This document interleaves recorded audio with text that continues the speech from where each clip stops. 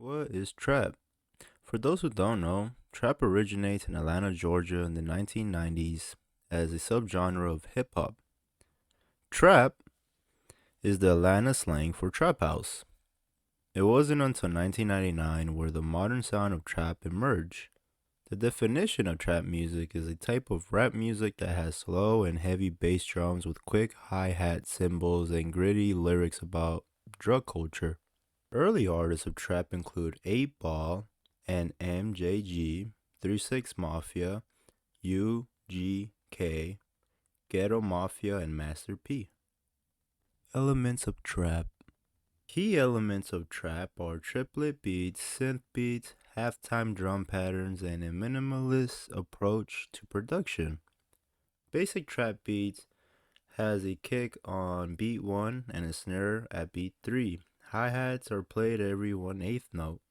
Tempo ranges from 130 through 200 BPM and uses tritone intervals, better known as augmented fourth and diminished fifth. Rise of Trap. Early 2000s. Trap became a recognized genre with the success of albums and singles by southern rappers like T.I., Gucci Mane, and Young Jeezy. Mid 2000s. Trap sound developed in Atlanta and became associated with synths, orchestras, and string swells along with bass-heavy 808 kick drums. 2010s. Trap became mainstream with hits like Trap Queen by Fetty Wap. 2012. EDM producers like RL Grime, TNGHT, and Bauer increased trap's popularity by incorporating trap beats into their sets. 2013. The compilation All Trap Music album Mega Mix became the biggest selling EDM trap album ever. And trap started to evolve its sound and include EDM aesthetics like build-ups and drops, dance production with rave music, and breakdowns. Effects used for trap music are distortion for an aggressive and louder sound on small speakers, reverb and delay to add atmosphere and depth to sounds, for ambient and movement, filtering low pass which mellows out the sound while making it darker at the same time. Saturation, which can make drums sound crunchy, vocal sound metallic, and it could also make 808 sound fatter. And also using multi effect, which basically makes sounds weird, vintage, and different, unique. Modulation effects like chorus, phaser, vibrato can create dimensions and movements on a track. And now that we have an understanding of what trap music is and a little bit of its history, we could start getting into chords. Chords that are used for trap music are your typical major, minor chords, but then you got sus2, you have tritones, which is just a fancy way of saying augmented fourth and diminished fifth, and inversions. All these chords might sound complicated, but in reality, they're pretty simple to make, and I'll break it down for you guys. So, we start with the root note, which in this case will be C throughout the whole demonstration. And we, have a root note. We go up 1, 2, 3, 4, and then we'll place a note right there. 1, 2, 3, and that would be our major chord. And that's how you would build a major chord on any note. And when it comes to the minor chord, it's similar. It just switches. So instead of, going up 4 from the root note, you'll go up 3. 1, 2, 3. And then from there, you go up 4. 1, 2, 3, 4. And that'll be a minor chord. And this is how you would basically build a major minor chord for any note on the scale. And now that we have an understanding of that, we could get into inversions. And inversions are pretty simple. All an inversion is playing the root note, which in this case is C, and moving it up an octave or moving it down an octave and playing it where the bass notes would be. And now that we understand what major chords, minor chords are, and what inversions are, we could start getting into more of a little bit of the complex stuff. So for sus2, it's honestly pretty simple.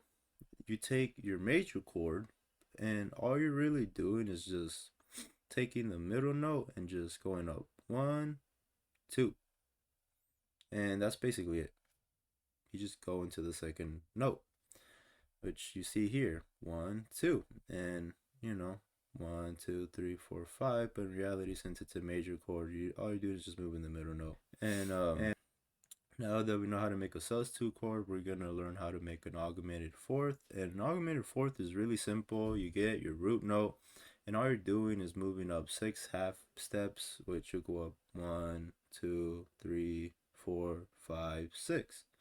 And that's how you would basically build an augmented fourth. And when it comes to building a diminished fifth, it's pretty simple. But before we get into diminished fifth, let's talk about diminished chords. The way you build a diminished chord is really simple too. You'll start with your root note, and it's basically kind of going off of the minor scale. And you go up 1, 2, 3, right? And next you would imagine going up 4, but in reality you go up 3 again, and you go up 1, 2, 3. And that's how you would build a diminished chord. Now that we know how to make a diminished chord, we could start getting into diminished fifth. Diminished fifth is basically the same concept, but instead of moving up, 3 on the last note, you'll move up 5. So you'll go from your root note, and then from there you'll go 1, 2, 3, which it's kind of like a minor chord, and then 1, 2, 3, 4, 5. And that's how you would build a diminished fifth. And now that we have an understanding of how to build all these chords, this is how they sound like. Major, your minor chord, inversions, moving it up an octave, another inversion, moving it down an octave.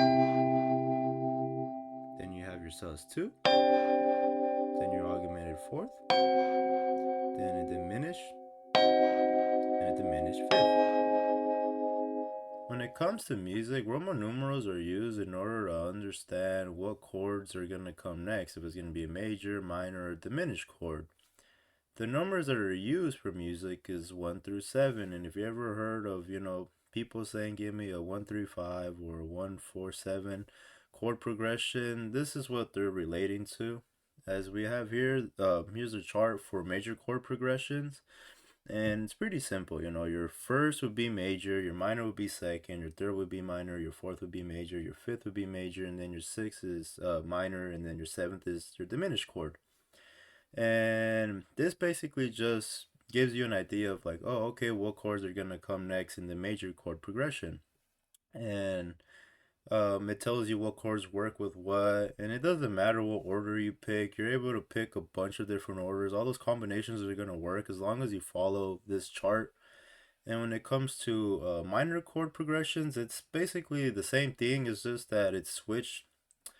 In this case, your first would be minor, your second would be diminished, your third would be major, your fourth would be minor, your fifth would be minor, your sixth would be major, and then your seventh is major. And it doesn't matter what order you use. If you do 1, 3, 4, or 1, 7, 6, 5, it doesn't really matter. It's just the way to understand what chords are going to be played next and following a format. And it all depends on also, what chord progression you're using, if you're using minor or major.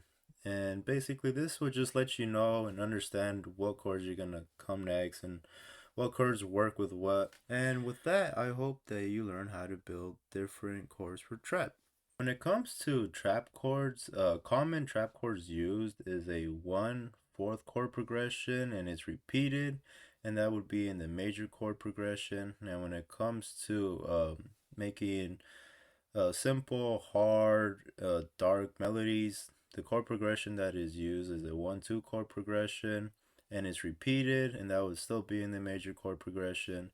And when it comes to chords that are often used in trap music, it's a 1-7-6 chord progression. And when it comes to scales, common scales used for trap music are natural minor, harmonic minor, and the Phrygian scale. And now that we have an understanding what trap exactly is, we can get into my favorite segment, which is making a beat.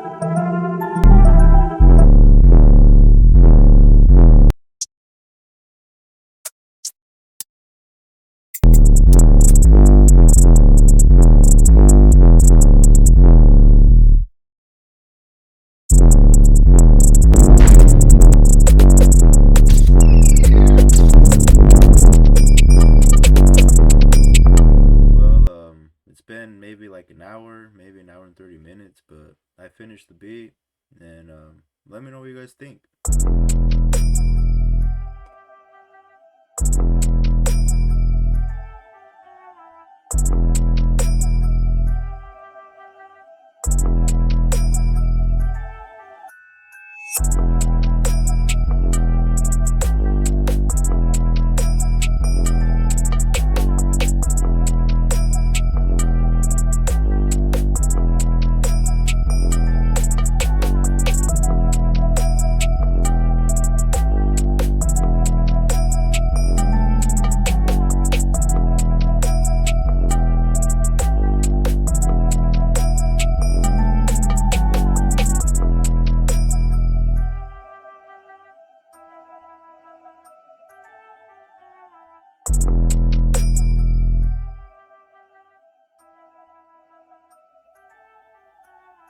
And with that, that concludes the video. I hope that you learned something. I hope that you were able to take something away from either chord progressions or understanding how to play chords, or just in general that you learned something in this video.